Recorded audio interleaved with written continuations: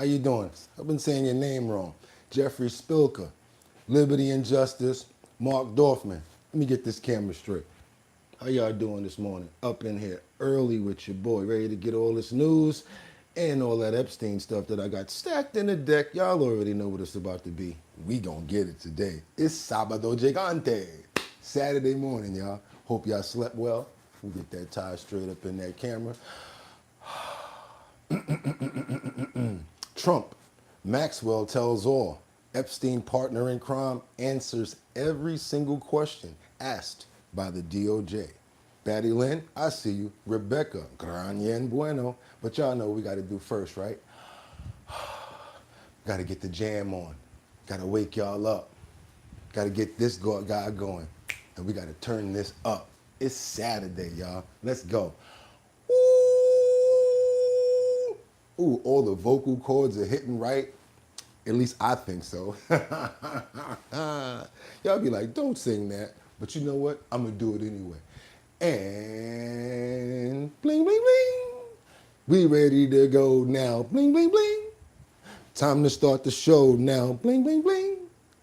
I hope you know that. Bling, bling, bling. I'm ready to go. What? Bling, bling, bling. Anytime you ready, buddy. We ready to get nutty. Bling, bling, bling.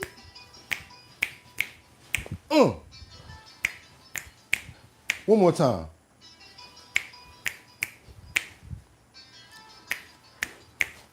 And woo, yes, that's right. I had a long sleep. Woke up at 1. Then I woke up at 2. And then I'm like, man, you might as well stay up and stack this deck because you know what's going on. It's getting kind of heavy. It's getting kind of hectic. It's getting kind of hectic. It's getting kind of hectic. Don't say this, don't say that. Change your lyrics. Everybody's a critic. It's getting kind of hectic. Anybody know that Snap song? Y'all ready? Y'all know why I'm open, right? Because if bump that beat. It's Saturday the 26th. That's right, y'all. 2025. I'm your host, Bugatti NYC, and this here's our bottom line, where we be talking about this and that and that and this and this and that and that, where we be talking about this and that and that and this and this and that. Just got me lit. Saturday, we made it to another one, y'all. I'm hoping you guys slept fantastic, because I know I did. Got my water ready. We got a fully loaded clip. We got a lot to get into. Oh my God, do we have a lot to get into? I stacked the deck so crazy, but you know what I want to do first, of course. I want to see who's in the building. We got Batty Lynn up in the building, tapping in from Detroit, Michigan. Of course, we have Rebecca Lanyen Bueno tapping in from Grand Rapids, Michigan. We got our boy Mark Dorfman saying good morning to everybody. We got Liberty and Justice up in here nice and early. We got Jeffrey Spilker. I've been saying his name wrong, but we're going to call him Jeffrey. What's good, homie? What's up, Casey? That's the homeboy right there saying good morning to my HOBL family. That's right, the Our Bottom Line family. I'm like, how am I getting it wrong? And I made it up. Oh my God, there we go. Good morning, everybody. I hope everybody slept well. It's your boy Bugatti NYC. And like I always tell you guys, y'all could have went anywhere, but the fact of the matter that you came here to chill with me today, I appreciate you so much that I'm going to get right into it, because I got a fully loaded clip, and my God, do we have a lot to get into. What I want to say right off top is,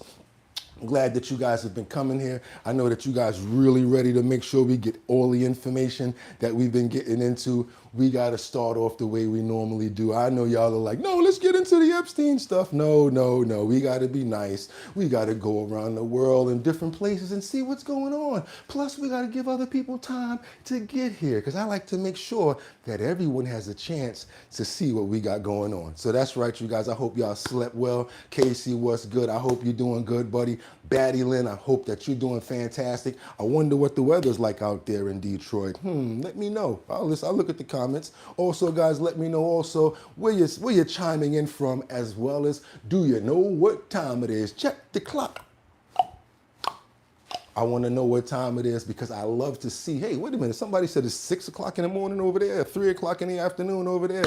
That means you guys are really chiming in from everywhere. So without any further ado, let's get into these titles. What do I have on the board this Saturday morning? We have Trump. Maxwell tells all Epstein partner in crime answers every single question asked by the DOJ. That's right, Maxwell tells all Epstein's partner in crime. She answers every single question asked by the DOJ. What do you guys think about that? Do you think that she's answering truthful? Some people are saying she's answering certain ways just to get a possible pardon. I don't know. I want to know what you guys think. That's right, that's our header. We're going to keep on moving forward because the second thing that we have in the header is something that I thought was rather hilarious. It was one of those,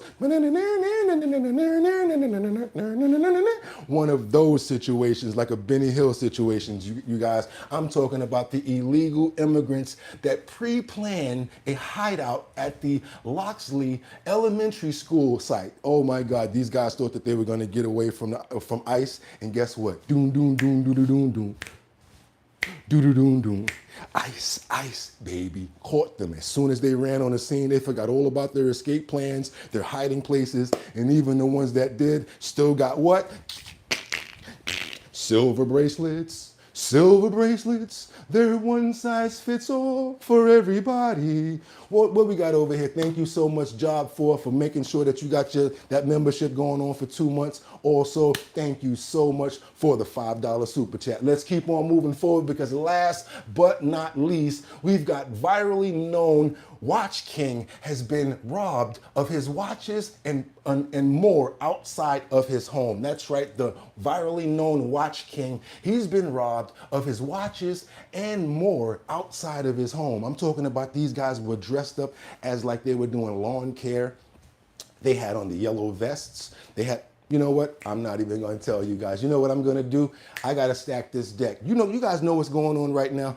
I got 5 on it. I'm going to stack 5 on the deck. Then I want you guys to stay on point. And this way I'll be right back so I can go into the comments and we'll have a good comment and commentary because you guys stayed on point of the topics of what's going on in these videos. So let's get to it, you guys, without any further ado. I hope everybody had a great Friday night. Not too much. Had y'all boom, boom, boom, boom, boom, boom, boom, boom. Just got paid Friday night dance going on or whatever like that. But yeah, now we got to get right into it because we have our President Trump and he's talking about the DOJ meeting with Ghislaine Maxwell and then making sure that he says, I never went to that island. That's right, you guys, let's go. This is before he left to go to Scotland, right before he left to go to Scotland. Let me open up the screen, make sure the audio is correct, and let's get it. Let's go.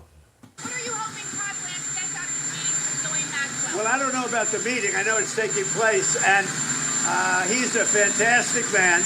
He's a great attorney, and people should really focus on how well the country's doing, or they should focus on the fact that Barack Hussein Obama led a coup, or they should focus on the fact that Larry Summers from Harvard, that Bill Clinton, who you know very well, and lots of other friends, really close friends of Jeffrey Summers, should be spoken about. Because, Jeffrey Epstein should be spoken about. And they should speak about them because they don't talk about them. They talk about me. I have nothing to do with the guy. Are you considering Maxwell? Are you considering Okay, guys, I got so much. I just wanted to make sure we got that. Plus, that little ringing noise is very aggravating when they do the gaggle, which is like something that they set up. What is it called, you guys?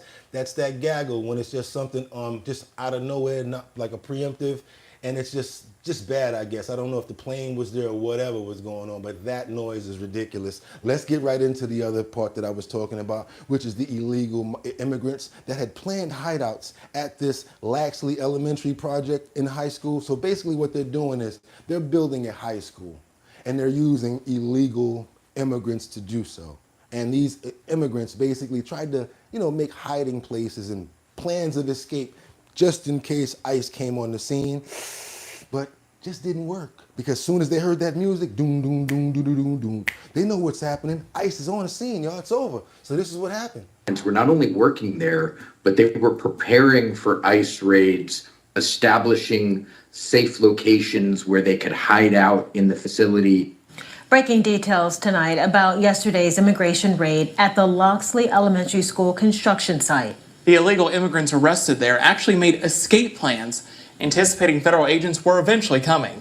Our Natalie Williamson with late reporting tonight. Natalie, it seems like the undocumented workers were on high alert. Yes, they were, Lenny St. Cameron. Just a month ago, we all know what happened at the new Gulf Shores High School construction site. And even before that, we've reported on numerous immigration raids in Baldwin County. And I've just learned the Baldwin County public school system now plans to take action to make sure this doesn't happen again. Hell yeah, come on with it. Tonight, HSI is sharing brand new information on yesterday's illegal immigration raid at the construction site for the new Loxley Elementary School. This was the scene He said, hell yeah, come yesterday. on with it. Federal agents swarming the $38 million taxpayer-funded site on foot, on four-wheelers, even bringing a helicopter along. I was not really surprised because there was things going on that shouldn't have been going on. The Gulf of America Homeland Security Task Force arrested 11 undocumented workers. HSI now saying 9 of them had been previously deported. Stephen Schrank, special agent in charge for HSI in Alabama and Georgia, says they are continuing to hold people accountable. We're looking for public projects and things that our tax dollars are being used to build infrastructure. And if contractors or subcontractors are hiring illegal aliens to profit and make these projects happen, we are absolutely going to pursue these cases. Now that a lot of people, I'm sure people in the comments are probably going to say, oh, that's not cool because at least they were working legally. But guess what? There were 9 times. A lot of them were already deported and told that they can't be here. That's the crime in itself, you guys. We got to keep on moving forward because Pam Bondi is suing New York. I want to wake up. Yep, she's suing New York because the city just won't, they won't help out when it comes to this stand your ground policies, this just too much crime going on. And I'm sure that this possibly happened when the Border Patrol officer was pow-powed in the face last week. That's really why they're really ramping things up. And guess what? Now they've got an excuse to do so. Illegal migrants now facing federal charges in the shooting of an off-duty CBP officer during an attempted robbery. Miguel Nunez, who allegedly shot the officer, charged with 1 count of possession of ammunition by an illegal alien, and his accomplice being charged with being an accessory after the fact. DHS says both suspects entered the U.S. illegally under the Biden administration. Maud Marin is a candidate for Manhattan DA. She joins me now. And Maud, the big takeaway, the big news from yesterday, DOJ suing New York City and Mayor Eric Adams over the city's sanctuary policies. Attorney General Pam Bondi writing the following, quote, New York City has released thousands of criminals on the streets to commit violent crimes against law-abiding citizens. True. Due to sanctuary city policies, if New York City won't stand up for the safety of its citizens, we will. Maud, let's go to the end of this book. Is this the case that ends up ending sanctuary cities, not just in New York City, but across our country when it ultimately has to go to the Supreme Court? Well, I think, Todd, that a lot of people would like to see that because, you know, the corrections officer, rather the customs officer who was shot, that's Border Patrol officer. That's an American citizen who is doing his job. And we have a situation where everyday New Yorkers know that that could be them, that we're faced with having people who have come into this country illegally, who are not respecting our laws, and who, because of our local laws in New York, are no longer being detained when they commit crimes. Both of these individuals had cycled in and out of the jail system, and under our previous laws would have been incarcerated and wouldn't have been able to shoot this officer. But because of the decarceration policies, because of the cashless bail policies, and because of the impulse of our city council and of our mayoral candidates who want to defund the police, these folks are on the street. And Lil Wayne got 8 months or a year or something like that in jail for having a GUN. Rappers, of course, a lot of them get arrested and go to prison for having weapons, right?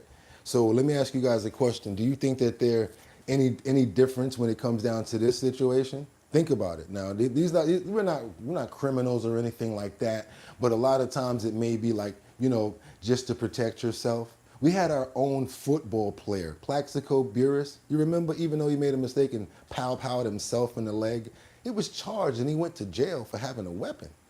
So it's like I get what's going on now. I actually don't get what's going on now versus how stern things were before. We probably have a lot less crime before. And you guys don't like the, what do you call it, the stop and frisk and things like that. You thought that was wrong. I didn't like it either because I was the one getting stopped and frisked. If I'm wearing a green hat and I'm with 7 people, hey, you with the green hat, it was always that. But at some point, I had to realize as well, maybe if I take that hat off and I stop dressing that way, they'll leave me alone. And then guess what? Once I took the hat off and stopped dressing a certain way, that actually helped a little bit. Not saying that it was right for them to pinpoint me and bother me like that, but sometimes you have to have some sort of responsibility as well. Like when you're wearing a ski mask on your face, a shiesty, and you're riding around and you're walking around in the street and it's 90 degrees outside and people are wondering why the HNIC is this guy wearing a ski mask on his face. I come from the era where a ski mask means that you're about to commit a crime. I don't know about y'all, but when I see a ski mask, I'm like, yo, what's going on with this dude? Now they just wearing them like they walk out of Grand Theft Auto or Simulation, and it's just normal to people. We need to stop letting certain things like that be normal and single those fools out. Let's singles out. I'm gonna say it every week until it's actually going on. I think we need to start singling out the people that are wearing ski masks. I don't care what they calling them now. It's a ski mask. And it's dangerous not just for the officers, it's also dangerous for everyday New Yorkers who have to walk the streets. The mayor obviously wants to have it both ways. His office responding the following, quote, keeping New Yorkers safe also means making sure they feel safe. That's why the mayor supports the essence of the local laws put in place by the city council.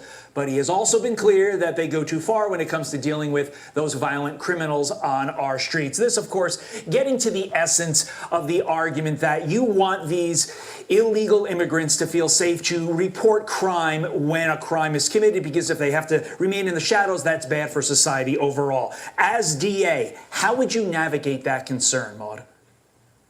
You know, like everything, sanctuary city laws, Todd, stem from an initial impulse or initial good idea and then get taken way too far. Of course, we want all New Yorkers to be able to report crime. That's something that Andrew Giuliani stood up for when he was the mayor. But when you take it too far and you couple it with the bail laws and the laws that we see coming out of Albany, where we can't hold people in jail who have committed crimes, then we make things unsafe. We make things deeply unsafe for all New Yorkers who need to take the subways, who need to walk to, down the streets, and for kids who need to get to school. So what we need to do is make sure that everybody in New York, law enforcement, local law enforcement, is cooperating with federal law enforcement so that people who are breaking the laws can be detained by immigration authorities when they need to and make our streets safer. That's an interesting reference back. You didn't say anything about the illegals. His question was, how does illegals report that and make sure that they don't get, because that's what they worried about. The illegals are like, how am I going to tell you if something is going on if you're going to lock me up? I'm not telling you nothing. I don't see nothing. Get out of here. I don't see nothing. Papi, I don't see nothing. I don't hear nothing. Nada. I don't see nothing. That's what they're going to do. They ain't going to tell you jack because you're going to try to lock them up. Just then, we got Mark Wayne, who defends the Epstein files resolution after blocking Gallegos' Epstein resolution. We're going to get into some of this law now and break down and get on into this Epstein stuff. But we're going to stack the deck the right way. We're going to go all the way from how it was set up, and we're going to keep on moving. Bondi's office. From this point where we're at right now. Courts.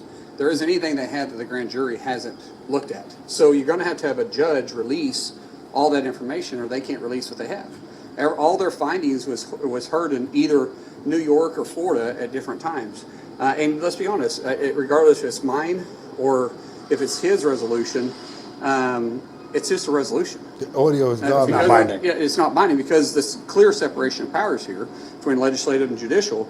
the court still has to move forward. So President Trump, even though he's president of the United States, his executive branch, they cannot force the judges to release this. You saw the judge in Florida came out and said no.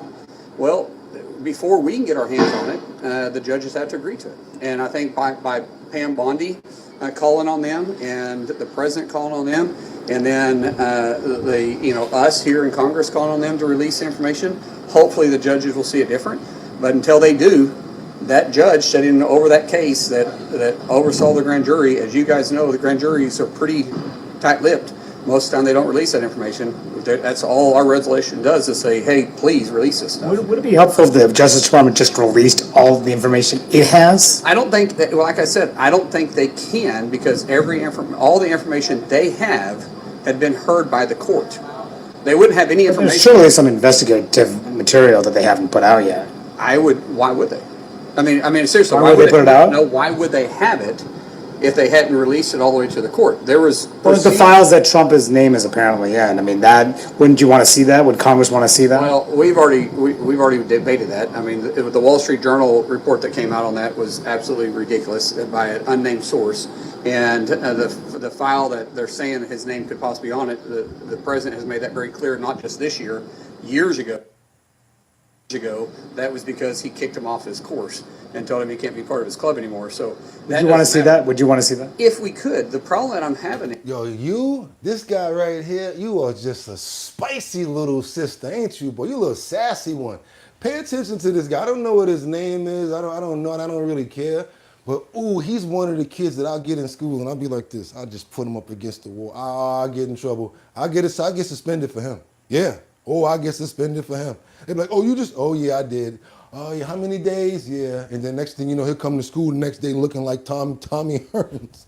I can't stand this guy. I want this information. But the way that you try to plant your seeds really just eat me up, man. Is that if this information was heard by the grand jury, which I believe almost all this was heard by the grand jury because they were the ones that were putting out subpoenas, any information that the court has seen through the grand jury, they cannot release it, regardless if they have it or not, unless the judge releases it. And that's why this stuff isn't being released. You saw that even the one judge that they've already asked has said, no, I believe it's going to repeat itself. What else? Do you think that there is concern, though, for... All right, that's enough, because it might go back to him, and I don't think I'm going to be able to keep my computer if I hear him talk again, because he just loves to make it hot. Like, what do you think about this?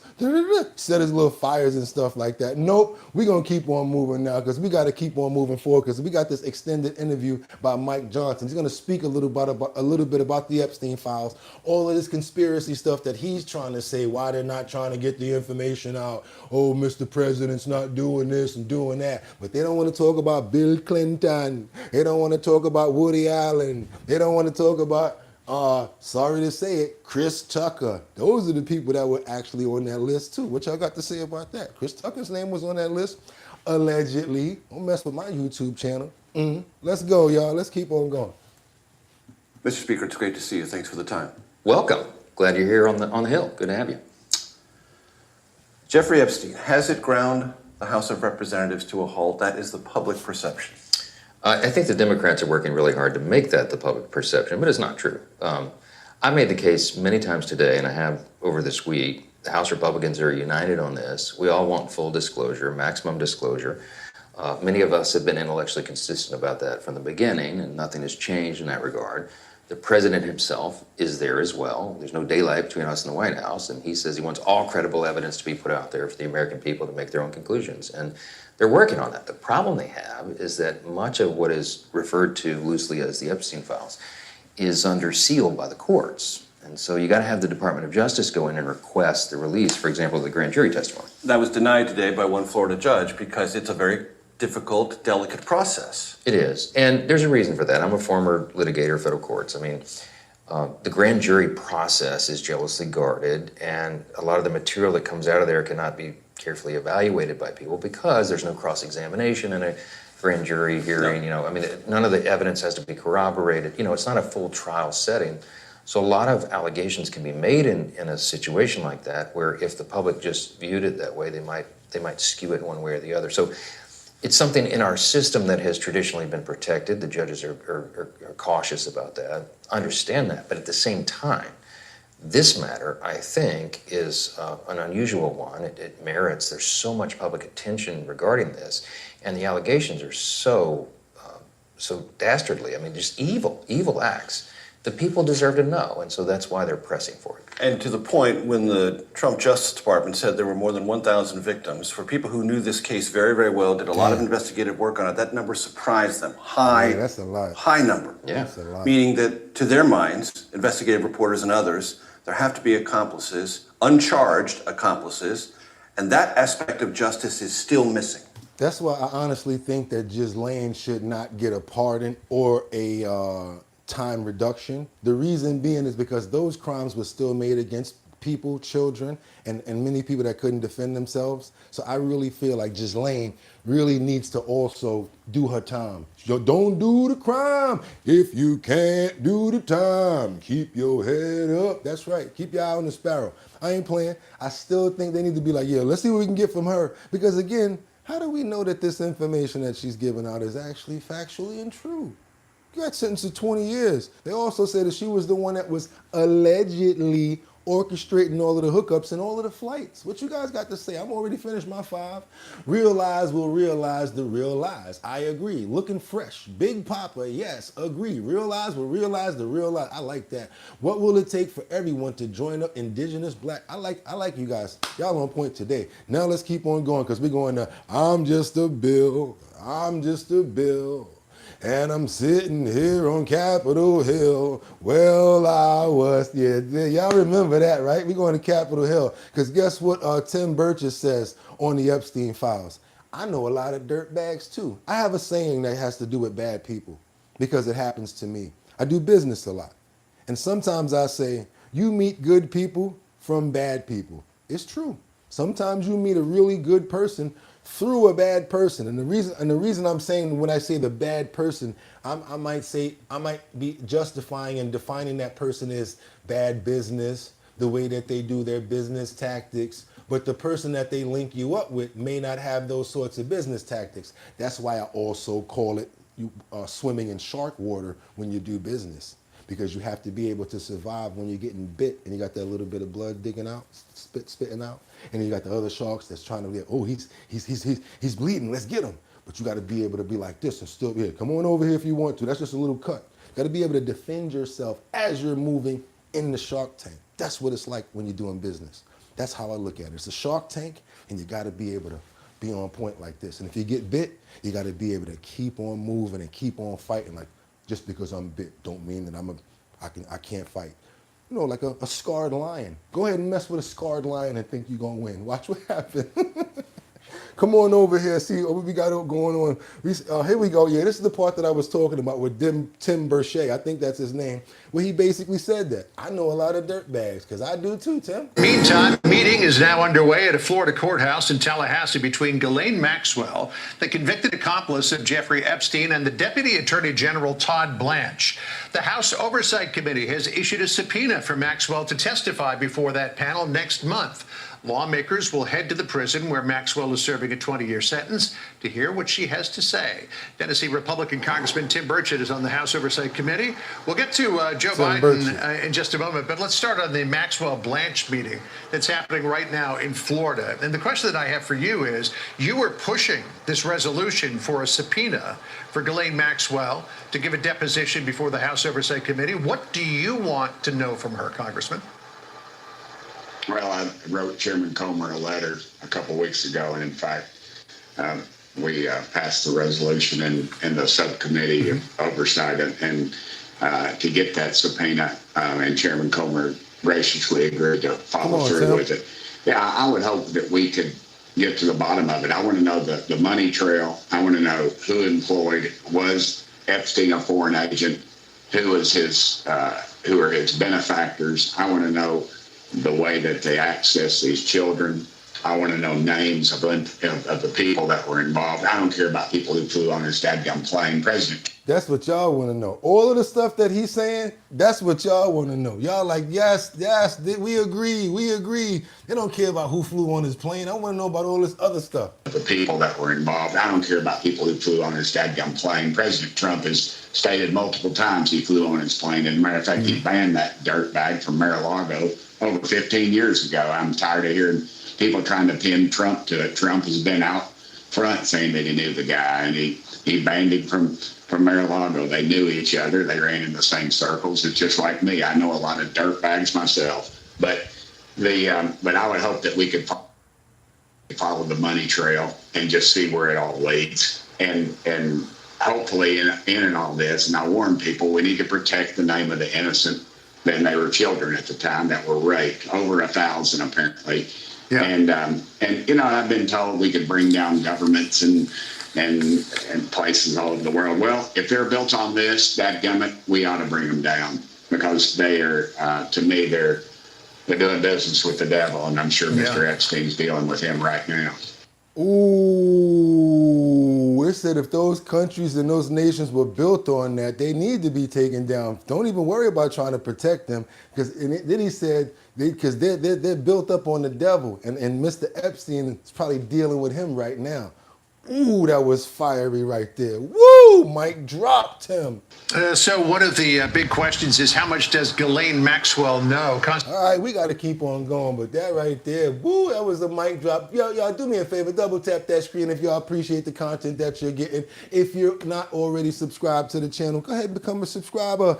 Hit that notification bell. This way you know every time that we're on. We got to keep on going now, because we got to get on over to, I think we're going to Brett Banner right now. Do people believe this about the Epstein files? Is this, I think we already did the Capitol Hill, because I did the song. That was fun. I think I already did the Capitol Hill, right?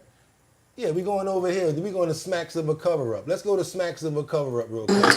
There was a report in the Wall Street Journal that Pam Bondi informed the president that his name appeared in the Epstein files. It's not clear what context, but I'm really curious what you make of that, if that makes you want to look at this further in the committee.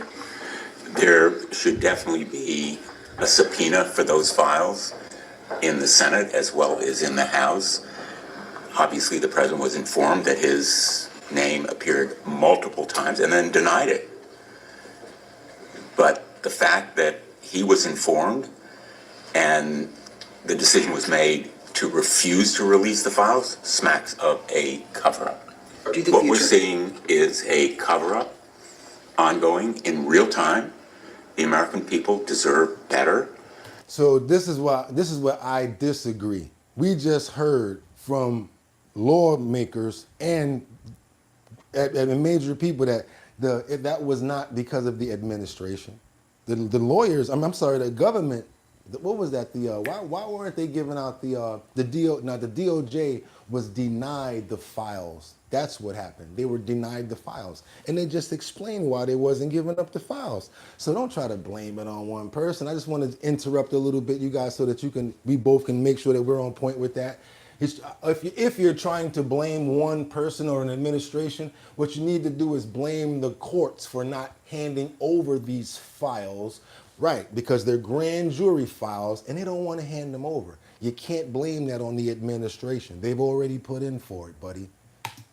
It's not a matter of congressional prerogative. The American people deserve to see what's in those files. They do. Frankly, in the president's interest, only disclosure of those files can dispel the lingering doubt about his complicity in this cover-up. We got the Mad Hatter that basically gave up a $9.99 super chat. We appreciate you so much also, and for always staying on point. His basically said, why did Biden and the DNC not release the files before 2024 election? They were too busy doing auto pen pardons for entire Biden family, including crackhead. I can feel it. Boom, boom, boom. Hunter Biden. Yes, you already know. You always stay on point, and that's why we love you always, Mad Hatter. Salute. Let's keep on moving. I can feel it. Every time y'all see Hunter Biden, I want y'all to think that. Tonight's the night we get into yeah, deep cover on some incog. Yo, what you mean, man? I think you 5'0". I ain't no 5'0". What you mean you think I'm 5'0"? Oh, you do? If you ain't, well, hit this then. You tell Hunter Biden we'll hit this, he gonna be like, he gonna snatch that like my grandmother say, faster than a cat can lick his ass. He gonna be like, and what he gonna say next? I can feel it. You know that was his bag of dope that they left inside that White House that they found, right? He typed that he lost that. He was like, damn, that was that good stuff that I had from my good connect. Let's keep on going, y'all. Let's keep on going. And the assumption that he's directing it. Where do you think that subpoena would come from in the Senate? What committee? There should be no secret meetings, no secret deals with Maxwell or anyone else, and whether it is the Judiciary Committee or the Permanent Subcommittee on Investigations, where I'm the ranking member, there ought to be subpoenas if necessary and compulsory disclosure. Have you talked? Okay, come on. We got Brett Banner. We owe a clip right now. I want him to get the rest out because we let everybody speak all sides. Because guess what? There's somebody in the comments that actually agree with him, and I'm not angry with them for speaking their mind. You had Carter Page and you had George Papadopoulos, but when asked about the origins of the dossier, which is so controversial, it was amazing how ambivalent he was. Cut 9. When the Steele dossier comes out sometime early July, when did you personally learn about the memos in the dossier? Sometime in the fall. I don't remember exactly when. So who told you about them? I don't remember. Someone on my senior staff. Do you remember how they were described? I remember they briefed me about it, explained that it came from a reliable source, former Allied intelligence officer. When did you learn that the DNC and Hillary Clinton campaign had funded Christopher Steele's work? Yeah, I still don't know that for a fact. What do you mean? I've only seen it in the media. I never knew exactly which Democrats had funded. I knew it was funded first by Republicans, opposed to Donald. That's not true. I'm sorry? That's not true. That the dossier that Christopher Steele worked on was funded by Republicans? My understanding was his work started funded by Oppo Research, funded by Republicans. So Free Beacon and... Sorry, guys, I got to give you this one. I'm gonna skip that clip because that's messed up. Let's get on over to this other clip with Ghislaine Maxwell's lawyer. We got to keep it going in the same context. Apologize about that. Ghislaine Maxwell's lawyer, he speaks out after the first round of questions are completed. I forgot. That was a mistake right there. Sorry, you guys. Let's get into it. Let's keep this flow going. Other news now, an appellate lawyer for Ghislaine Maxwell, convicted sex offender Jeffrey Epstein's former girlfriend and accomplice, spoke out about her meeting with the DOJ today. Let's take a listen. We want to thank the Deputy Attorney General for being so professional with all of us and for meeting with us. He took a full day and asked a lot of questions, and Ms. Maxwell answered every single question. She never stopped, she never invoked a privilege, she never declined to answer. She answered all the questions truthfully, honestly, and to the best of her ability.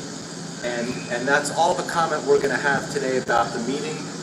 We don't want to comment about the substance of the meeting for obvious reasons. All right, CBS White House reporter Aaron Navarro. Wait a minute, I got a little bit of substance of what they talked about, what they asked about. I know I got some context now. Come on now. What we got over here? I know you do your research, buddy. What we got going on over here? We got any more treats, any bangers for the people? Maxwell tells all. Epstein's right-hand woman answers every single question with DOJ. We're going to go to another platform to see if we can let's get a little bit more. Come on, y'all. Let's try to get a little bit more. Come on. Also breaking tonight, a top Justice Department official met today with former Epstein confidant Ghislaine Maxwell. The session happened in a Florida prison where Maxwell is serving a sentence for conspiring with Epstein to sexually abuse minors. Correspondent David Spunt has details tonight. Good evening, Dave. Brett, good evening. Ghislaine Maxwell's attorneys praised Deputy Attorney General Todd Blanche and the Justice Department for meeting with her in person today, not far from that prison at a federal courthouse in Tallahassee. Now, the courthouse was just miles from where Ghislaine Maxwell is serving a 20-year sentence behind bars. The discussion lasted for several hours, and while the DOJ is not commenting on what was said, Maxwell's attorney gave us some details. He took a full day and asked a lot of questions, and Ms. Maxwell answered every single question. She never stopped, she never invoked a privilege, she never declined to answer. She answered all the questions truthfully, honestly, and to the best of her ability. But Brett, legal experts question whether Maxwell told her version of the truth or the actual truth. We have some recent photos snapped by Fox Digital of Maxwell outside that Florida prison on a run. I think the reason you send someone like Blanche instead of an assistant U.S. attorney is because you want to show Maxwell that the government is serious about making some kind of deal. Maxwell's not going to say a single word. She has no incentive to say a single word unless she gets some kind of benefit. And tonight we're awaiting decisions from 2 federal judges in New York who will decide if they will release grand jury transcripts from investigations involving both Jeffrey Epstein and Ghislaine Maxwell's cases there. Epstein died in prison in 2019 before ever going to trial on sex trafficking. Yesterday, a Florida judge indicated she would not release the grand jury material in Epstein's solicitation of a minor case in Florida back in 2008. That judge says her hands are tied, as anything to do with a grand jury in the American court system, Brett, typically, as we know, kept close and secretive. Back to you. David, thank you.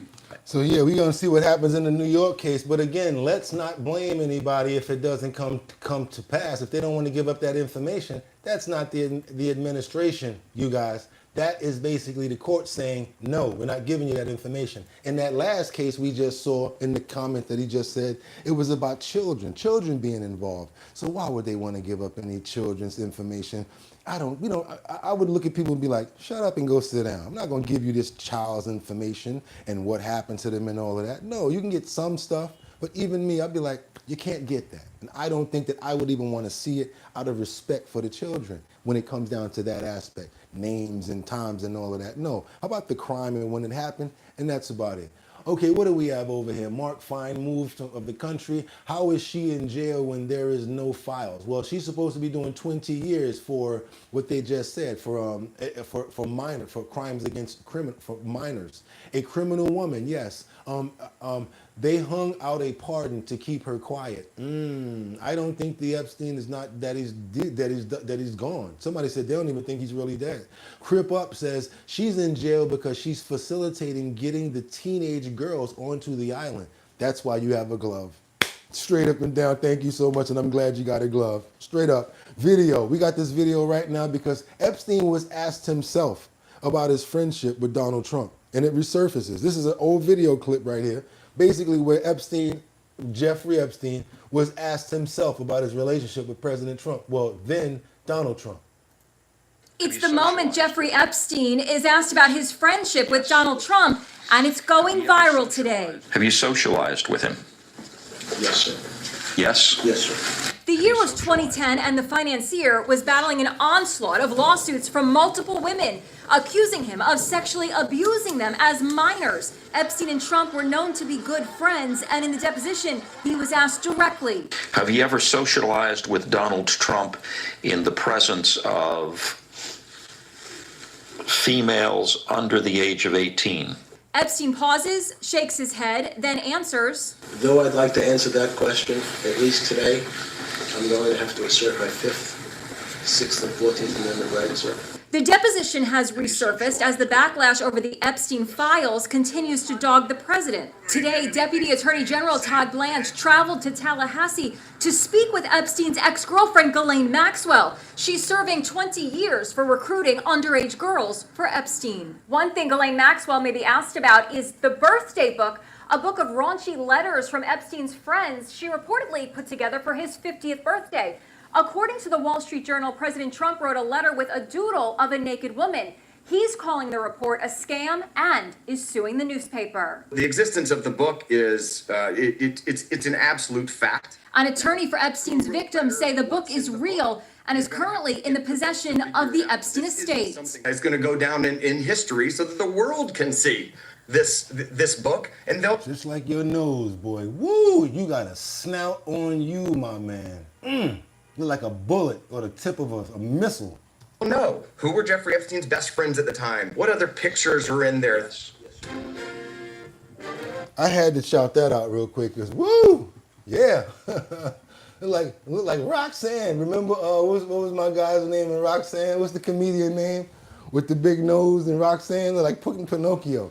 Man, you need to go ahead and get a nose job. Some people, I don't condone plastic surgery and BBLs, you know what I'm saying? But for some people, man, you need to do something with your snout, my man, especially if you plan on going back on TV again. Because your snout, is out. Let's keep on going, you guys. What we got over here? We got more to go. We got Lawrence. What did Trump's DOJ lawyers offer Ghislaine Maxwell in order to answer the questions today? Is he going to pardon her? Is there going to be some reduction in time? I don't know. Gotti, you wrong for that. Man, listen, no, I ain't wrong for that. He need to do something about that snout. His snout, I'm talking about, boy, that joint looked like a missile. You ain't see that? And he had the nerve to have like some sort of lotion or grease on it where it was shining like the side of a missile. You know how it has that silhouette on it, like the side of something steel, or like that joint was sticking out like a bullet. Like Woody Woodpecker or something. Let's go, y'all. We got to keep on moving forward. Don't make me laugh because I want to stay on point. Come on now, don't make me laugh. Don't make me mad. You're going to make me clench up my butt and make me take off. Birthday book becoming public is one page at a time.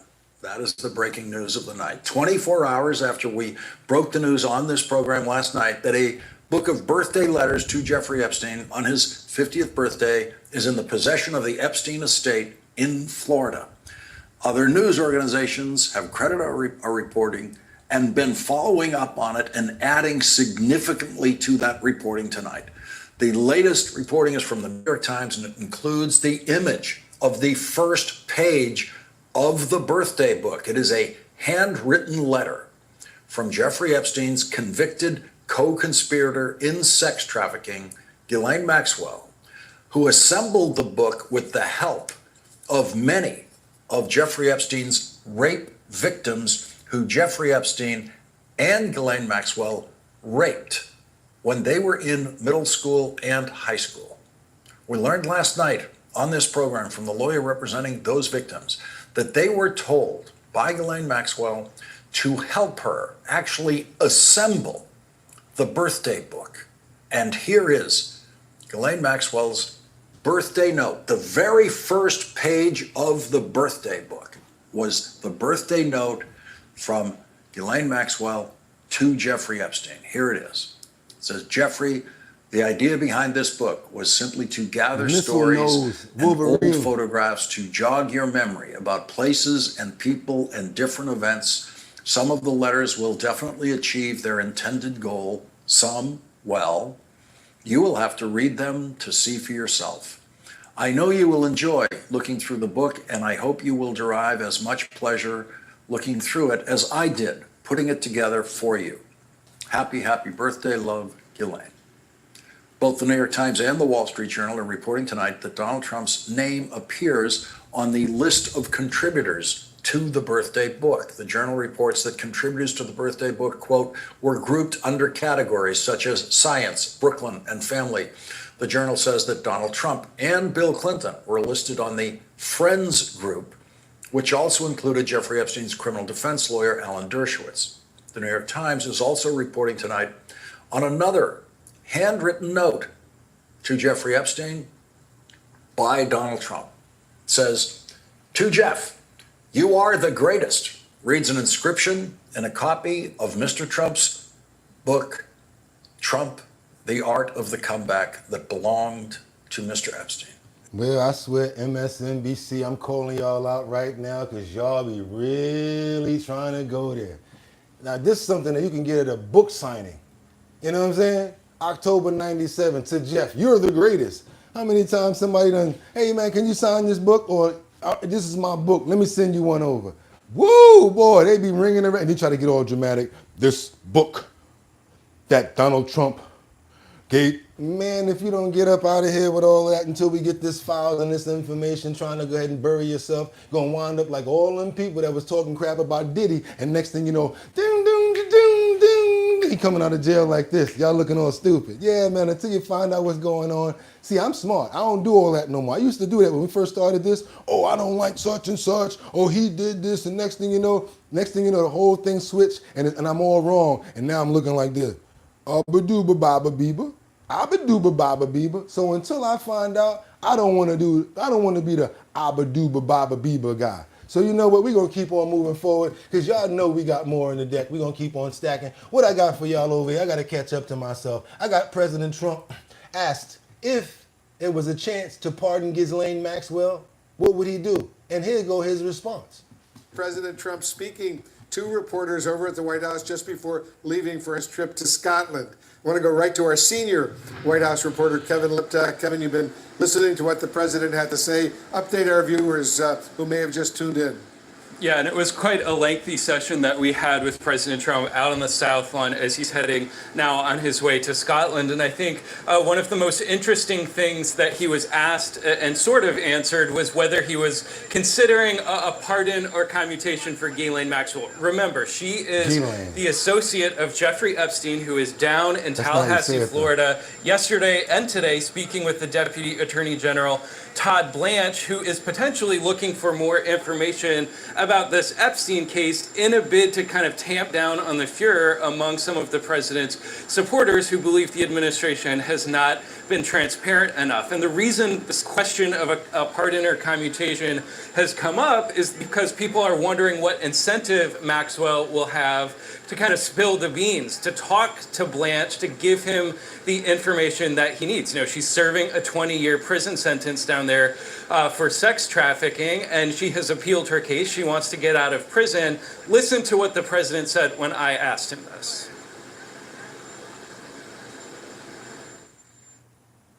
Would you consider a pardon or a commutation for Ghislaine Maxwell? It's something I haven't thought about. It's really something. It's something I'm allowed to do it, but it's something I have not thought about. But you wouldn't rule it out, sir?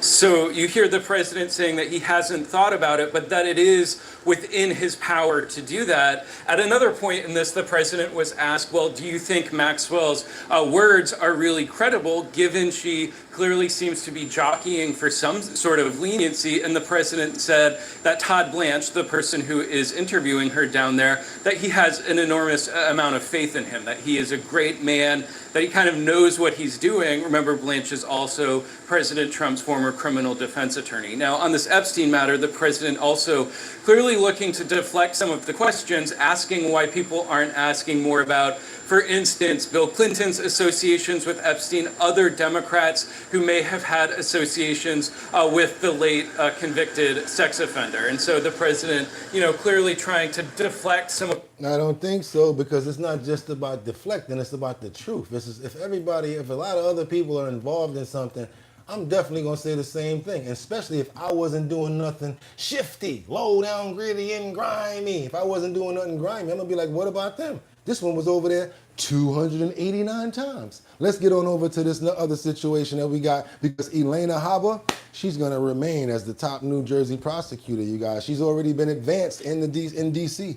And welcome back here to Live Now from Fox. I'm Andrew Kraft. Let's get into more of these top headlines. Live picture there at the White House. Well, the Elena Haba saga continues here. This is the latest update from Haba herself, in her own words, saying Donald J. Trump is the 47th president, Pam Bondi is the attorney general, and I am now the acting United States attorney for the District of New Jersey. I don't cower to pressure.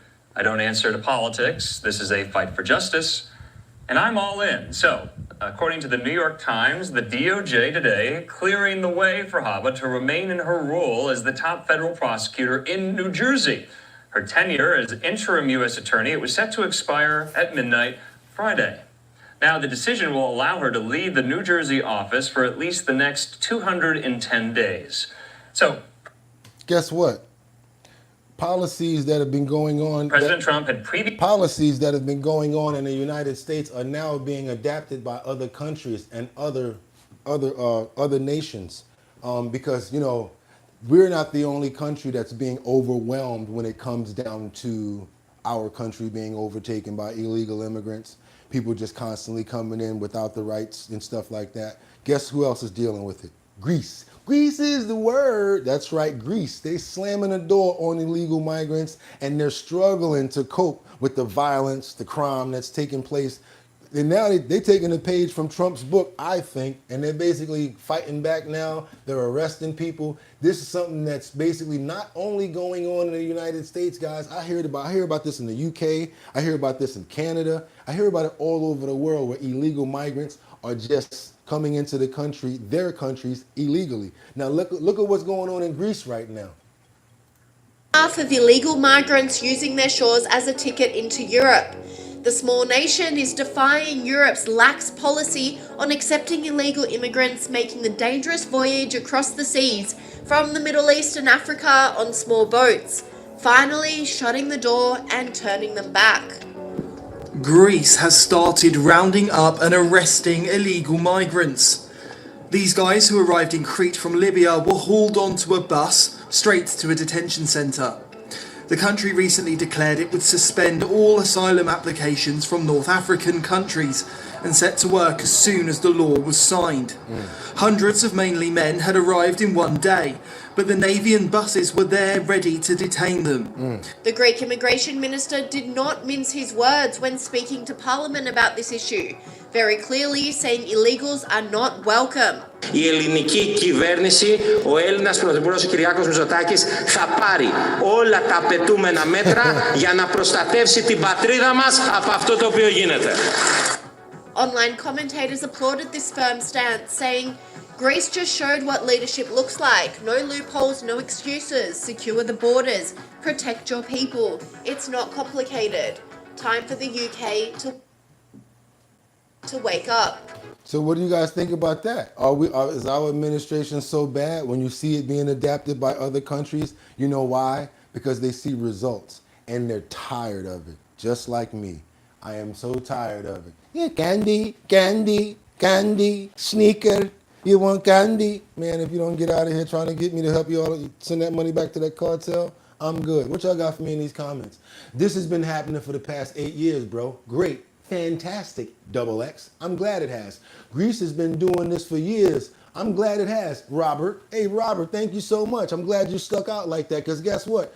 You can get the hell up out of here calling me a dummy. I'm going to take my time and get you up out of here. Guess what? Bam! First person to leave. How dare you? Let's keep on moving. I didn't know. So now, just because I don't know you're going to call me a name, do me a favor. Meet me at the airport, get my bags. I might be there. Anybody else want to get up out of here? Come on, be gone. Come on. Faster than the speeding bullet with the finger. Boom! All I got to do is find you, and I'm nasty with it. Boom! And you out of here. Don't be disrespectful. You can say certain things. I don't got no problem with that. Snap and make jokes on my head and stuff like that. But calling me directly out, you wouldn't do that if you saw me in the streets. Trust me. Now let's keep on moving. Don't stop. No, we got to get on over. What we doing right now, y'all? Yeah, we up out of Greece. I see you guys took that a little personal. Took that bad, and guess what? That's a lot of the people that's probably on the other side, that the ones that don't like when they say, hey, come here, let me see your paperwork. And then they do this. Y'all don't like that too tough. Y'all don't like justice. Y'all just want all of the immigrants to come here. Y'all want overpopulations. Y'all want overturned schools where the kids can't be taken care of. Y'all just don't even care. Because why? You don't pay attention, and you just don't care. So guess what? You and I don't see alike. And that's why it's okay for me to say what I want to say. You can say what you want to say, but just don't be disrespectful. Do me that favor, and we will get along very well. Like I said, let's get on to LAX, where Mayor Donna Deegan speaks out about a viral traffic situation involving the JSO officers. You guys saw this clip that went viral the other day, where they pulled this guy over. They asked him to get out of the car. He refused. And then the next thing you know, it got physical. It really got. We're hearing more reaction tonight to the traffic stop by Jacksonville police back in February that went viral this week. 22-year-old William McNeil Jr. shared this video of his police encounter. He shared the video Sunday. Shows an officer breaking the car window and punching McNeil before he's pulled out of the car. Monday, Sheriff T.K. Waters said the state attorney's office reviewed the traffic stop and found the officer's actions did not violate criminal law. Hold on, somebody said, what if, because I'm fair, what if my opinion is inherently, it's never that. My opinion is never that way. I don't try to sway people on this platform. Everybody knows that. I might dance and get all a certain way, and if I feel a certain way, I'm gonna let that be known. And soon as I come back to the comments, I don't tell you guys to feel the same way that I am. I don't try to force you guys and pinpoint you with blinders on to tell you guys what to do. This is not that platform, buddy. We don't do that over here. Everybody can do what they feel and say what they want. And if you one of them DEI inclusives that don't like, for instance, Eddie Murphy Raw, calling people fat and certain stuff like that, you're not gonna like this platform because we're still of that nature. Even retard, yeah. Maybe YouTube might even get me out of here for saying stuff like that because I'm not a punk. I came up in a hard era, a hard time, and words, you guys should not just let words take over you like that. You just shouldn't. Just keep on moving forward, you guys. I don't want to let this person backtrack me and throw me off of our show, but I have to answer stuff when people try to put me in certain classifications because I do not do that. And if you haven't been watching the show, you don't know that I don't do that. And yeah, you might get me mad for making me go off course, and that might make me get you up out of here. So let me explain myself just in case you disappear, okay? Now let's keep going. Window and punching McNeil before he's pulled out of the car.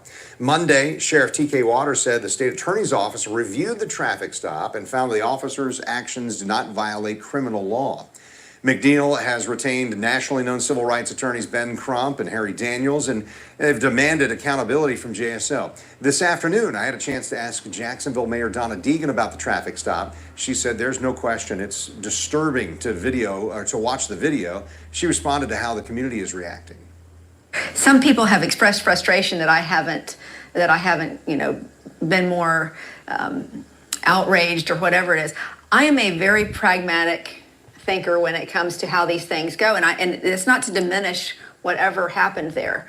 I'm simply saying that there has to be an investigative process. And right now what we are doing is we're in the middle of that investigative process. And so all I can say at this point is that I have faith that that process will be carried out and we'll see where it goes. But I can't really say much beyond that because there is a lawsuit that may happen. We also got a statement today from the local police union, the Fraternal Order of Police. It reads in part, the incident in question was a routine traffic stop that Mr. McNeil chose to escalate. Because of his actions, the stop quickly turned from a traffic violation to a case of resisting arrest. Our officers go out every day, putting their lives on the line for the safety and protection of our community. It is a serious offense not to follow the directions of an officer, which Mr. McNeil chose to ignore numerous times when he refused to exit his vehicle. But I gotta say something on this one too. I think the officer's attitude took over in that case right there. That wasn't just, that wasn't done the right way. Even though that citizen got you angry, there is something that you have to do as far as keeping resolve, keeping respect for your badge and for the position, right? So once you got that window open, that second punch wasn't necessarily necessary. You didn't have to subdue him. He wasn't trying to fight you or anything like that. So that is wherein the problem lies from what I see. That's my opinion. Not trying to make you guys feel that way, but once the window was broken, I don't think that the extra punch should have came. They should have just grabbed him, got him up out of there, threw him down and put the cuffs on him. Watch your head, put him in the whip, and then dealt with him like that. As far as the extra punch, that was part of the attitude that the officer was building up from his frustrations. Believe me, agree with me, or don't. Keep on moving forward now because we got this situation in Missouri. Come on to the front of the stage where we got these two brothers that lost their lives. But yeah, Missourians are on this stand your ground complicated situation because in Missouri they do have stand your ground. And it's very complicated when it comes down to defending as well as bringing up charges against when this happens. I want you guys to see this clip right here because these two brothers, I gotta say this is a tragic event. It's something that I would never want to happen to anybody, but sometimes you can't avoid situations. It's about a double homicide over the weekend. Prosecutors say two brothers, Taylor and Byron Garrett, were both shot dead, but the prosecutor's office is only filing charges for one of their deaths. KCTV5's Ryan Hennessy joins us live near the gas station where this happened near Truman and Brooklyn Avenue. Ryan? Yeah, so right behind me on Sunday afternoon is when Emmanuel Hernandez pulled up at one of the gas pumps. According to a probable cause statement, which we just received today, it shows that one of the Garrett brothers ended up getting into a fight with Hernandez and hitting him outside this gas station. This was a scene. Somebody said they're in Missouri right now, and that's why I do this news. Previously, somebody said that the man was in the car resisting arrest. He was not complying with the police, and that's why that happened. I saw your comments. I saw you. Shortly after the shooting, friends and family of Taylor and Byron Garrett waiting hours for answers. Investigators say surveillance video from inside the store showed the tension continued into the gas station line. We've requested a copy of that surveillance video, but it likely will not be released by the prosecutor since this is an open investigation. In that video, police say the same Garrett brother allegedly struck Hernandez in the face again. That's when police say Hernandez pulled out a gun and opened fire. Both brothers ran, but according to a transcript of the surveillance video, Hernandez fired several more shots at them, followed them, and shot them while they were on the ground. Wow. Afterwards, he then hit one of the brothers in the face with his gun. In the court documents, Hernandez told police both brothers hit him. The transcript of that surveillance video showed that police believe only one of the two men ever struck him. Jackson County Prosecutor Melissa Johnson announced charges of involuntary manslaughter and armed criminal action against Hernandez. Quote, the charges stem from the death of one of the victims who, according to available surveillance footage, Mr. Hernandez shot at multiple times even after this victim attempted to retreat. After the shooting, Mr. Hernandez is seen on the video striking this victim in the head with the firearm.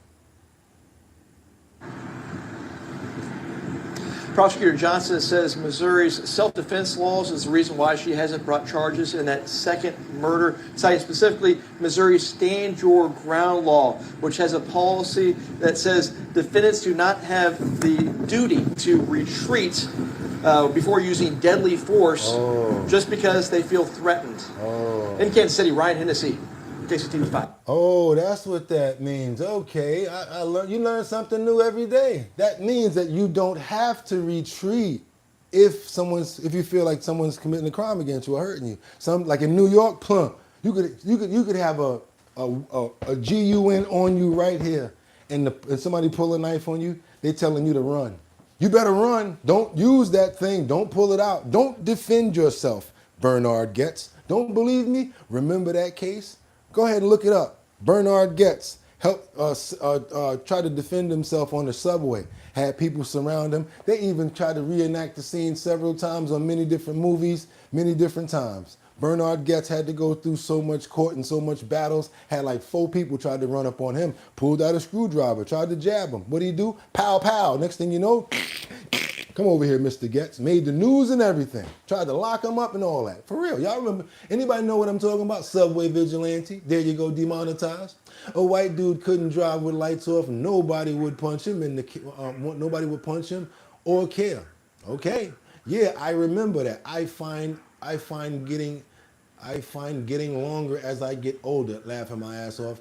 Crackle. Okay. Yeah, exactly. Told you guys. Now we got to get over to some icky stuff. That's why I don't eat out at restaurants. First of all, I don't really trust chefs, especially when it's fast food. Let's get on over to Florida, you guys, because we got some really iffy situations happening in these Papa John's, and I think that you guys might have a little second look and might want to go check out these places that you order from. See, the thing about our restaurants is this. We got so used to DoorDash. We got so used to getting food delivered to us that we don't even go to the restaurants anymore. So you don't even know what grade they have.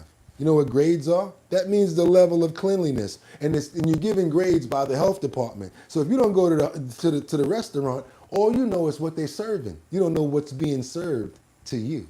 Let's keep on moving, y'all, because Papa John's got a lot of extra going on when it comes down to their pizza. Pizza. Rodent droppings under pizza dough, a dead rat by the register, even a kitchen freezer crawling with live roaches. And if that doesn't make you lose your appetite, this week's Dirty Dining. This week's Dirty Dining. Dirty Dining just might. Here's Local 10 Investigator Jeff Heinzier. Can I ask you a question, sir? The only employee here rushes to the back and hides the moment he sees us walk in. I guess he's not coming out, so we'll leave, but I'll leave a card right here. This is the Papa John's at 12798 Southwest 8th Street in the University Lakes Plaza in the Tamiami area. During a routine unannounced state inspection last week, 6 violations found here. The place ordered shut. An employee peeks out to see if the coast is clear. Hello, sir. There's a reason he's hiding while this store was open for business, making you pizza. An inspector noted a dead rodent right behind the front counter. Over 60 rodent droppings were spotted. The front counter, under a computer, under a pizza dough prep table, under pizza boxes, under a sink, under cases of napkins. We'd hide too if this was our inspection. So now let me just explain to you guys what's going on here. It happens all over. I see a lot of these express Domino's, express Papa John's, but all they're doing is making pizza, boxing it up. They got a driver, they come and get it. All they need is enough room to store their food and to do what he's doing right there. So all you guys know is, oh, let's order some pizza. And next thing you know, it's coming with a little more crunch in it, ain't it? Ugh. I'm straight, no thank you. Woo! Let's get on over to Dallas, where this man has been accused of cross-country. I don't even want to say the words because the circle gonna happen. Human trafficking. Yeah, y'all gotta figure it out for yourself until they say it. This ring was arrested. You wouldn't believe what he thought he was doing. He thought that he was hot out here for a pimp. He was trying to get his money for the rent. I don't even think he had no Cadillac, cash money, all spent. And guess what? All his girls jumped ship when they snitched on him, and now he's in jail. In jail. In jail without the bail. In jail. That's right, y'all. This fool here, yeah, he's been locked up. Let's go. This fool here, and he deserved it. Anybody in Dallas, Fort Worth, Texas, come on to the front of the stage. I want y'all to see his face first. I want y'all to check out Sideshow Bob first. And now let's get into it. Just after being an Arlington, Texas man is facing charges after being arrested in Michigan for possible human trafficking. Police say there were several red flags that captured the attention of investigators on this case. Fox 4's Peyton Yeager has more from police. Peyton? Steve and Heather, officers in Michigan initially responded to a domestic call. They spoke with the victim. That victim started disclosing key information about a human trafficking ring connected to right here in North Texas. Watch this, y'all. Video shows 33-year-old Randolph Lewis of Arlington purposely hurting himself in a jail cell after police in Michigan arrested him. Lewis now accused of running a cross-country human trafficking ring. Investigators revealed Thursday Lewis is connected to at least 10 victims. Some as young as 17 years old were coerced, threatened, and manipulated into a life of sex trafficking. Police in the city of Southfield, a suburb of Detroit, were dispatched to a hotel on a report of destruction of property early Monday morning. A 21-year-old Louisiana woman said Lewis broke her windshield because she brought him the wrong food. So you've known him for a year? You've been doing this for a year? Officers started asking more questions. The woman eventually disclosed Lewis had rented out multiple hotel rooms. And she didn't even know she was in Michigan. The woman said she and other women were forced to have sex with Lewis and other men in several states, including Texas. The two met in Louisiana. The two would travel back and forth between Louisiana and Dallas twice per month. Inside the Michigan hotel rooms, sex toys and condoms. Detectives learned Lewis's victims were advertised on sex websites. Body camera footage shows the moment Lewis was arrested in the hotel lobby. What's your name? Huh? What's your name? Randy, what's the problem? Public records do show. I'm just trying to make sure y'all heard the noise. Y'all heard the... I'm trying to master it.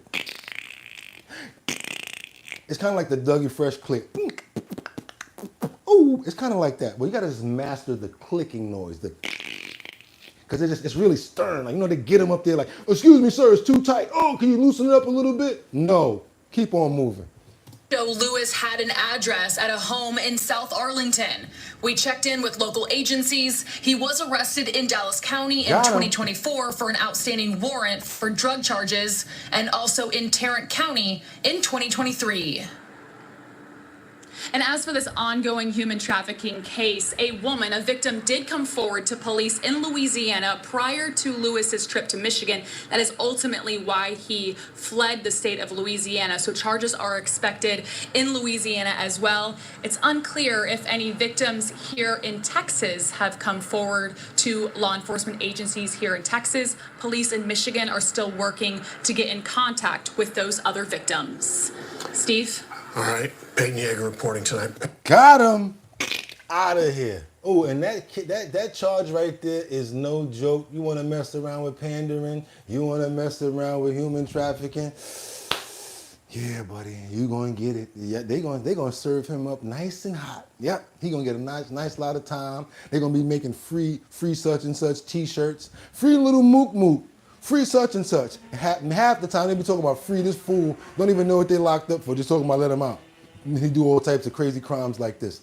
Let's get on over to New York, Queens. That's right. I love Queens. Shut the hell up. Y'all remember that, right? In Coming to America. I love you. Shut the hell up. Coming to America, New York, Queens. The Watch King. That's right, you guys. Come on, let's go. Anybody in New York, y'all come on over here because I'm here with you. The Watch King. That's his name. He went viral for what? Having all sorts of expensive watches, how much money he's making and everything that he's doing. Well, guess what? Somebody was watching the Watch King, and the way that they set him up, woo, they got him good. Dressed up like they were gardeners outside the house. Soon as he got out the car, give me everything. Watch this, y'all. This is crazy.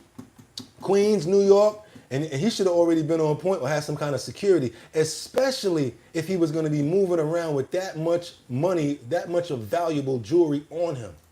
5:30, a terrifying robbery in broad daylight, and it's all caught on camera. Welcome back to the 5 o'clock news. I'm Natasha Verma. And I'm Steve Lacey. That robbery happening outside a home in Queens, and the victim's a man who deals with luxury watches and has more than 500,000 followers on Instagram. Fox 5's Haley Fixler talked to him about the scary ordeal. She joins us now with this Fox 5 exclusive. Haley, what did he have to say?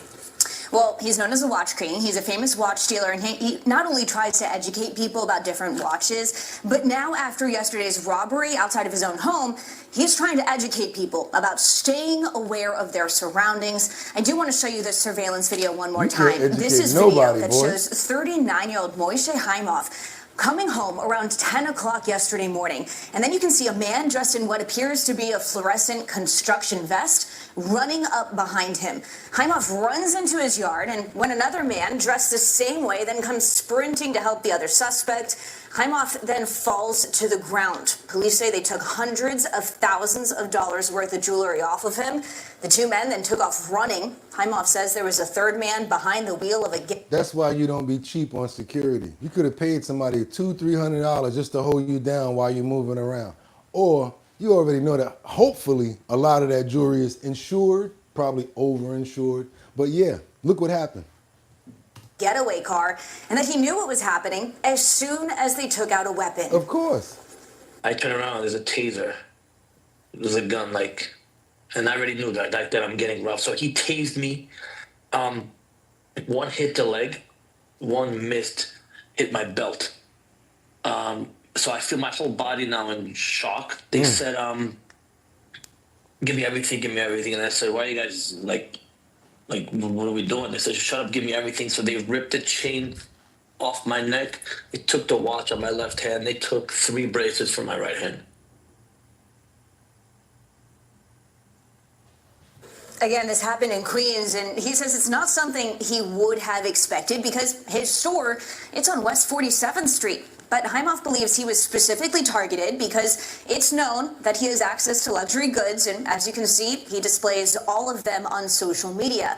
And you don't think that the people are like, hey, let's follow him home. Dun, dun, dun. Come on, man. Have somebody ride with you, maybe a driver. That comes from trying to cut corners and not trying to pay somebody to be security. Stop being cheap. Pay somebody to be security, man. Somebody that can have a weapon or whatever. You want to be out here fronting and stunting, but can't even protect yourself. What y'all got for me in these comments? Sorry, don't feel sorry for him. He was stupid. There you go, young Quan. Same thing I feel. Look up Kelly Johnson, Jane Doe. Could be insurance scam, Ghost. Oh, look at that, Natalie. Natalie said it could be insurance scam. Oh, and he made the news. So guess what, y'all? And he goes viral on Instagram. we might need to keep up on that story. That's why I love you guys as co-hosts. Man, Natalie, you ain't no joke. She said that could be an insurance scam because he's probably already did. He probably already, insured it. That's right. And a certain amount that they screamed out on the news, Instagram, trying to get more followers by being on the news, and they showed his Instagram page, people are going to be like, oh, let's try to give him some business to help him out.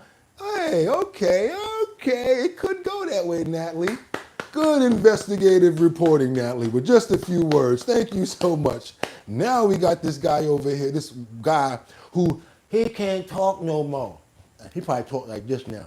He probably, because if you don't have a tongue, it's hard for you to talk. So I don't know how you could talk if you don't have a tongue. This fool right here thought that he was going to be slick and SA this lady. Someone tried to SA a lady, and basically she fought him off by doing what? Biting off his tongue. That's why I said he gonna be talking like this. Yeah, he ain't got no tongue. They tried to sew it back on. I don't know how successful they are, because it probably ain't got the same curl, the same tongue roll, and there's so many nerves and stuff in your tongue. But let me tell you something. Somebody going against you and you ain't got nothing else to do, that's when you just turn into a wild savage and you do something crazy like that. But you know what? I ain't even mad at her. That's right. Take it off. Charleston, South Carolina, a terrifying home invasion ended with a teenage attacker with his tongue ripped out and years later sentenced to decades in prison. It began in the early hours. A 33-year-old woman awoke to a knock on her front door. No one was there. Moments later, it happened again, then a third time. When she finally stepped outside, a young man stood just feet from her. She screamed and tried to retreat, but he forced his way inside. The intruder, later identified as 16-year-old Antoine Miller, tackled the woman to the floor and beat her. He allegedly told her, "Stop fighting and I won't hurt you," before lifting her onto his shoulder and carrying her through the house to her bedroom. There, he tried to undress her. She resisted fiercely, kicking him in the groin. That's when he allegedly said, "Now you have to die." In a final assault, Miller forced his tongue into her mouth. What happened next changed everything. The woman bit down, hard. She told police she didn't stop until she heard a snap. She had bitten off his tongue completely. As Miller recoiled in agony, she escaped. She fled to a nearby gas station and called police. Miller was found 5 miles away at a Waffle House, where his mother had called 911. Doctors attempted to reattach his tongue. 4 years later, the case reached its conclusion in court. Now 20 years old, Antoine Miller pleaded guilty to 6 charges stemming from 2 separate 2015 attacks, including criminal sexual conduct, burglary, kidnapping, and assault. In an emotional courtroom scene, the woman who fought him off stood just feet away as Miller was sentenced to 45 years in prison. Through tears, she told the court her home, once a place of safety, had become a crime scene. Despite pleas for leniency, citing Miller's abusive childhood and intellectual disability, the judge ordered prison time and counseling and mandated Miller register as a sex offender upon release. Justice in this case came through survival and unimaginable strength in the face of violence. Woo! Oh my God, that must have been some sort of ordeal right there. You know, you ever eat something and you really getting into it and the flavor's just jumping and you mess around and bite the thigh of your tongue a little bit and you're like, ooh! And it just, you have to stop for a minute and just be like, Could you imagine not having that sucker at all? Woo! You could imagine the pain that boy felt. And guess what? I don't feel bad for him. I'm glad it happened. Yeah, I'm glad it happened. I am so glad it happened. Yeah, I'm glad it happened. Yeah, he going to get some counseling, all right. He said, and we'll allow these people to exist. Awesome work, lady. That's right, Grande DJ. That's right. Everybody agree the same way. Man, listen, I do not feel bad for him at all. Same way I don't feel bad for this guy. Did you guys know that if you do anything to an animal in Florida, it's a felony? Why don't they do this in every state? If you try to harm an animal in the state of Florida, it's considered a felony. Well, guess what? This one guy didn't figure that out. He went to the beach and he had this video right here I'm about to show you is the arrest of a man accused of trying to drown, that's right, trying to drown a dog in the ocean in Miami Beach. And guess what? He got caught and oh my God, I mean, it took a little while for the people to, get on him or whatever like that, but I want you guys to see this right here because I even like the way the police came. I like the way this went down. And like I said, I'm warning you guys in Florida. If you think you're going to do something to a dog and get arrested, it's a felony. It should be adapted in every single state too. Check this video out, y'all. Body cam video this evening tied to an arrest that's got a lot of people fired up. For the first time, an up-close look at what happened on Miami Beach through the eyes of Ocean Rescue as they confront a man accused of dragging his dog in the ocean. And NBC6's Shanae Amara is live for us in the studio to walk us through what happened, Shanae. Hey ladies, yeah, and first, you know what, I want to start with this video here because for months we've seen the social media clips posted by Only in Dade sparking this outrage, and now we know how it all went down from the moment Ocean Rescue hit the sand and a dog was saved. That's Ocean Rescue racing down the beach on a mission that they spot right away. A man in the ocean holding a dog by the collar, surrounded by people pushing him toward the shore. He's yelling, agitated, and still clutching that dog's collar as Ocean Rescue moves in. It's not easy as they struggle working to separate the two, but finally they get that dog away. Put your hand behind your back. Put your hand behind your back. Body cam video shows officers taking him to the ground, face pressed to the sand, and within seconds, he's in cuffs.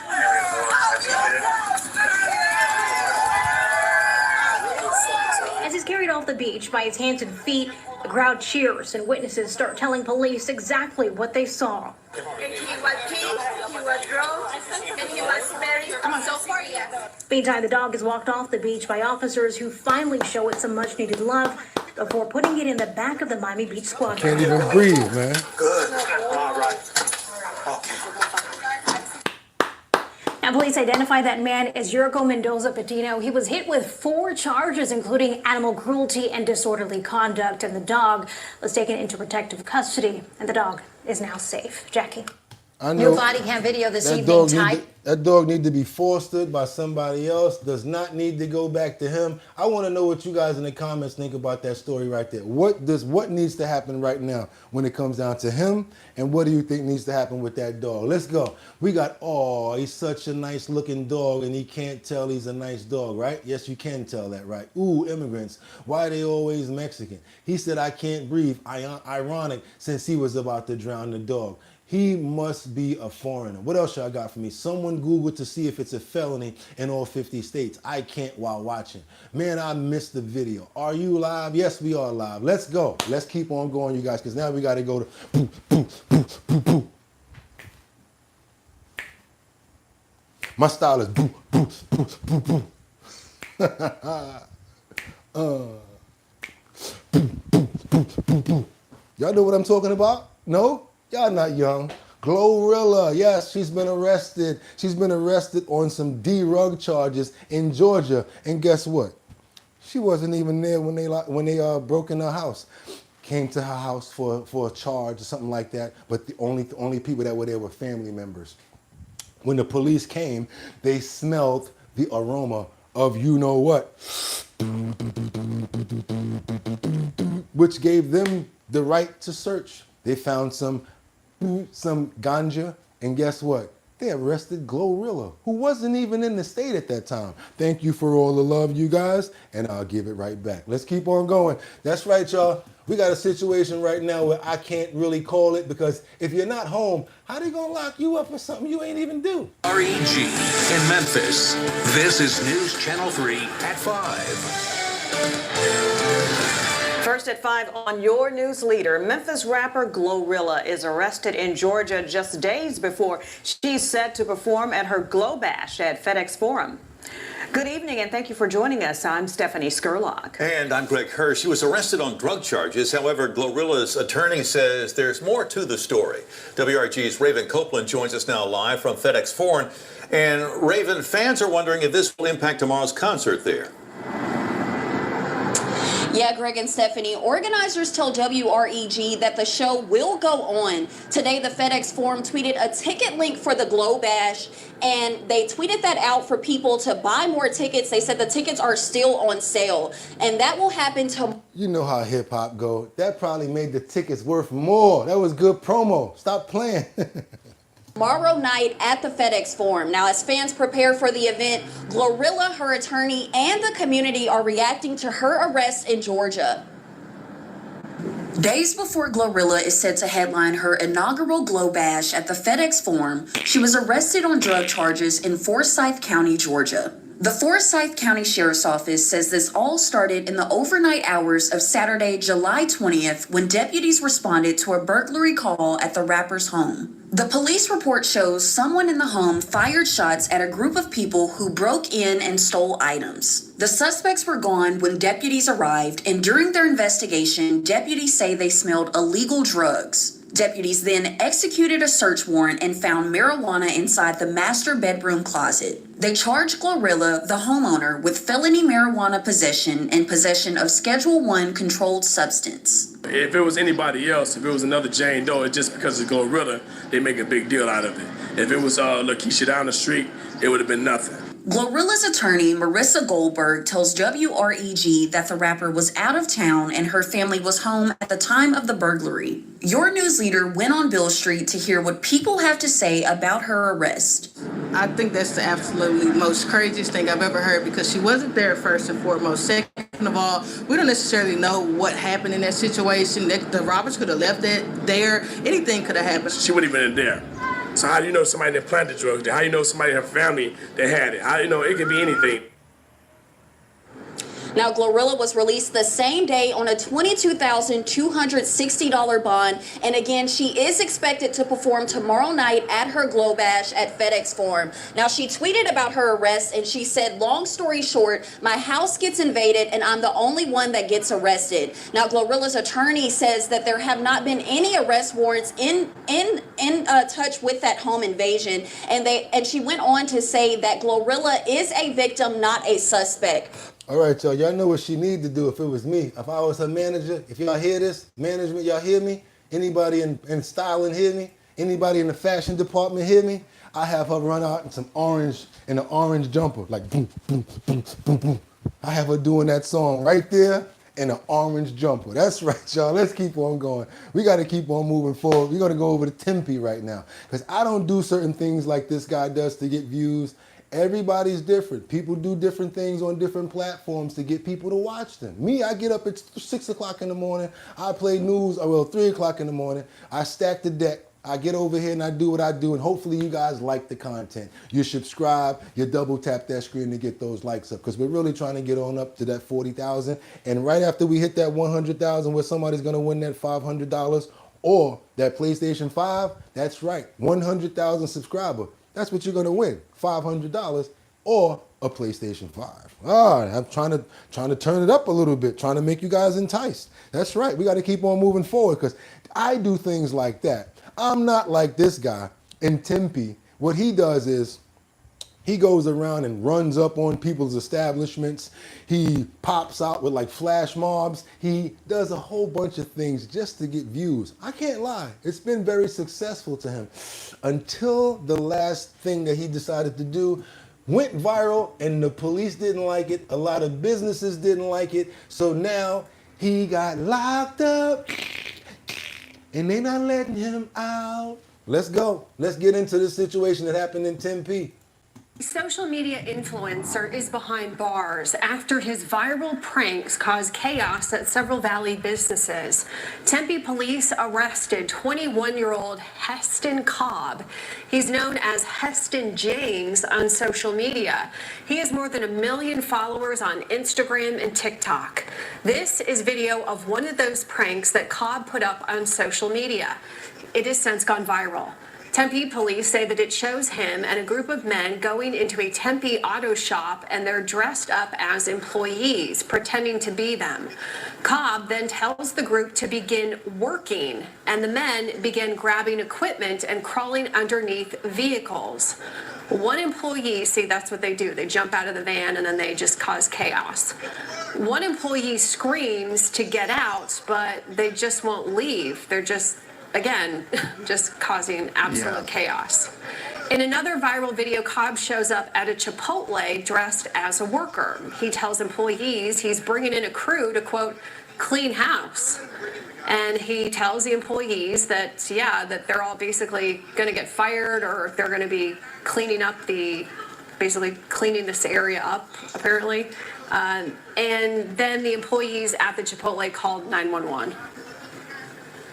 A lot of these prank videos may seem like fun and games. They garner millions of views, and these influencers get a lot of money for these views, but really they're affecting businesses, they're affecting people, they're affecting, the regular operation. So that's where things start to become criminal.